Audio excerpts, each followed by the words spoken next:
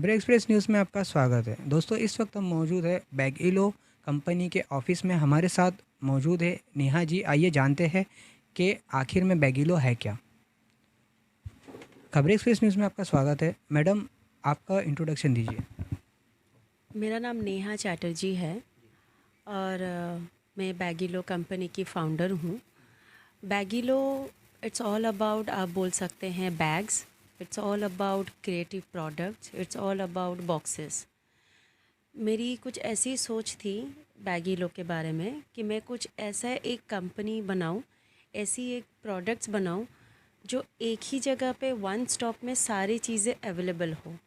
जो भी हमारे मिडिल क्लास फैमिली की डेली रिक्वायरमेंट रहती है, वो सारे चीज़ें जो बेस्ट आउट ऑफ वेस्ट होता है, जो वेस्टेज चीज़ों को फेंका जाता है, उससे कुछ हम लोग ऐसा बेस्ट प्रोडक्ट्स बनाएं और उसको रीसेल कर सकें। बैगिलो की शुरुआत कब और किस तरह से हुई? बैगिलो की शुरुआत 2018 में हुई। मेरे 10 साल में जॉब किया मैंने पहले। 10 साल जॉब करने के बाद, वर्क एक्सपीरियंस कंप्लीट होने के बाद, मुझे लगा कि मेरी जो बचपन से ख्वाहिश थी, मैं एक क्रिएटिव डिज़ाइनर बनूं, एक पेंटर बनूं, बेस्ट आउट ऑफ वेस्ट में कुछ काम करूं। तो ये मेरी सोच थी पहले। जॉब बहुत साल करने के बाद ऐसा लगा कि अपना खुद का कुछ स्टार्ट करना चाहिए। फ़ंड की प्रॉब्लम, फाइनेंशियल इश्यूज़, बहुत सारी चीज़ें फ़ेस करने लगी मैं। जब मैंने ये सोचा तो 6 महीना घर पे बैठी और सिर्फ सोची कि क्या करना चाहिए अभी। एक दिन मैं कोई गिफ्ट शॉप से एक बैग लेके आई थी। एक पेपर बैग ही था वो। पेपर बैग में गिफ्ट लेके आई थी। वो पेपर बैग की कीमत 50 रुपये थी, लेकिन उसका हैंडल बहुत ही ख़राब था। तो मैंने सोचा कि 50 रुपये में एक पेपर बैग लाई जिसके हैंडल से उसमें डोरी ही लगा था, इतना ख़राब था। ये बैग की कीमत अगर लोग 50 रुपये दे रहे हैं, मैं खुद अगर 50 रुपये दे रही हूँ, क्यों ना उसकी वैल्यू 50 रुपये की होनी चाहिए। तो मैंने घर पे बैठ के वो उसका हैंडल चेंज करके उसमें वायर के साथ बीट्स लगा के मैंने वो खुद बनाया। जब मैंने बनाया, पहले तो मैंने अपने फैमिली को दिखाया तो उनको बहुत पसंद आया, क्योंकि कोई क्रिएटिव हैंडल के साथ दिख रहा था। तो मेरे फैमिली के सपोर्ट में, और मुझे लगा कि वो बहुत ही यूनिक प्रोडक्ट मैंने बनाया है, ऐसा आज तक किसी ने भी नहीं बनाया होगा। और मैंने उसका गूगल में रिसर्च भी किया, बहुत सारे साइट्स, बहुत रिसर्च के बाद पता चला वैसे प्रोडक्ट है ही नहीं। तो मैंने तभी सोचा कि ये मेरा प्रोडक्ट होना चाहिए स्टार्टिंग में, मेरे बैगिलो कंपनी को स्टार्ट करने के लिए। बैगिलो जो आपने नाम रखा, ये क्या सोच के आपको कहाँ से ये इंस्पिरेशन मिली बैगिलो नाम रखने के लिए? देखिए, जैसे मैंने प्रोडक्ट जब बनाया वो बैग ही था। फर्स्ट प्रोडक्ट बैग ही बनाया था मैंने। तो जब बैग बनाया फिर मैंने बहुत दिन सोचने लगी। प्रोडक्ट तो बन गए, लेकिन अभी कंपनी बनाऊंगी तो उसकी नाम क्या रखनी चाहिए। तो पहले सोचा बैग्स, फिर सोचे बैग, बहुत सारे बैग के रिलेटेड नाम आए। फिर मैंने मेरी माँ से पूछा कि माँ, कुछ ऐसा कंपनी का कुछ नाम देना है, आप ही बताओ।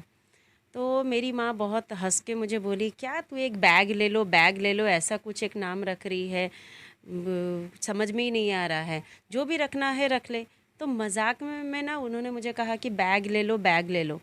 तभी मुझे क्लिक हुआ कि इसको कुछ हम लोग डिफरेंट यूनिक अगर नेम दे, तो वहाँ से फिर मैंने सोचा कि बैग ले लो को बैगी लो बनाया जाए। आपके बैगिलो का जो सबसे खास प्रोडक्ट है, मतलब आपका खासियत कौन सा, सबसे बेस्ट प्रोडक्ट कौन सा है अब तक का? देखिए, मैंने स्टार्ट किया था क्रिएटिव बैग से, जो बैग के रिस्पॉन्स बहुत अच्छे रहे, और जो बैग बहुत यूनिक है, अभी भी मार्केट में है ही नहीं किसी की। हाँ, हमसे कॉपी करके बहुत जन ने डेफिनेटली बनाया होगा, और डेफिनेटली हमारे बैग्स लेके बहुत सारे जो हमारे ट्रेडर्स हैं वो लोग भी बताते होंगे कि उन्होंने बनाया है। बट यूनिक प्रोडक्ट मैंने ही बनाया है, और वही सबसे खासियत हमारी बैग्स है। एज अ वुमन आप पूरा संभाल रहे हो इस कंपनी को। अब तक का आपका सफ़र किस तरह से रहा और आपने क्या-क्या मुश्किलें फेस करी इस दौरान? मुश्किलें तो लड़के का और लड़की का बहुत ही डिफरेंट डिफरेंट होता है। अगर मुश्किल की बात किया जाए, मैंने जब स्टार्ट किया 2018 जून 6 में स्टार्ट किया था मैंने। उसके बाद 1 डेढ़ साल काम किए, जिसमें कि पता ही नहीं था कि बन तो गए प्रोडक्ट्स, अभी बेचना कहाँ पर है। स्ट्रैटेजी पता था कि बेचना किधर है, लेकिन कौन बिलीव करेगा, कौन खरीदेगा। एक 50 रुपए की प्रोडक्ट भी, कोई रिटेल स्टोर तो हम लोग थे नहीं, तो 50 रुपए का प्रोडक्ट भी कितना जन लेगा। कोई 200 बैग लेते थे, कोई 100 बैग लेते थे।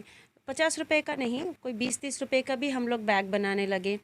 तो स्टार्टिंग में सब चीज़ें जब रेंट में होती है, बेचने के लिए बहुत तो दिक्कत डेफिनेटली हुई। और ऊपर वाले के दया से फिर कोरोना भी लग गई, जिस वजह से तो मतलब मुश्किल तो हर किसी को ही बहुत हुई, लेकिन हर किसी को पता है कि अपनी अपनी मुश्किल क्या होती है।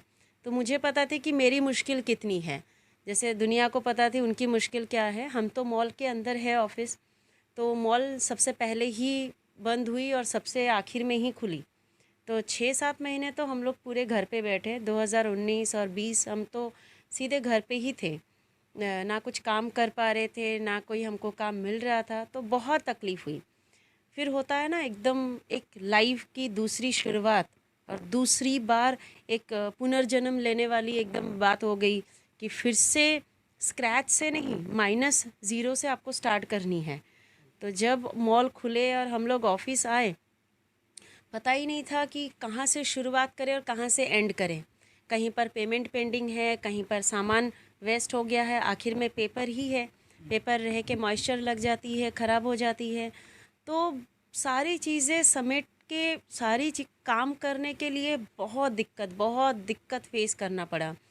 और मैंने लेबर से या जैसे काम जो लोग करते हैं हमाली वालों से उतना बातचीत कभी हुआ नहीं था, लेकिन काम जब बिज़नेस में आई तभी सीख गई मैं भी कि किस किस इंसान को किस तरीके से बात करते हैं, किस इंसान को किस तरीके से फेस करते हैं।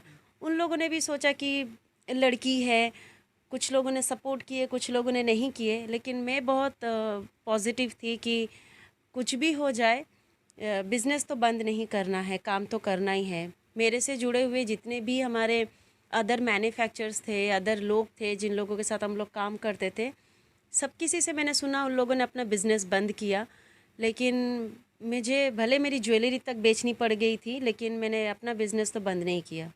कि जिस तरह कोरोना से आपने एक रीस्टार्ट किया माइनस से, उसमें जो आपकी फैमिली थी वो कितनी सपोर्टिव रही, कितना सपोर्ट किया आपको? अ, यहाँ पर तो मुंबई में मैं अकेली ही रहती हूँ, फैमिली रहते हैं कोलकाता में।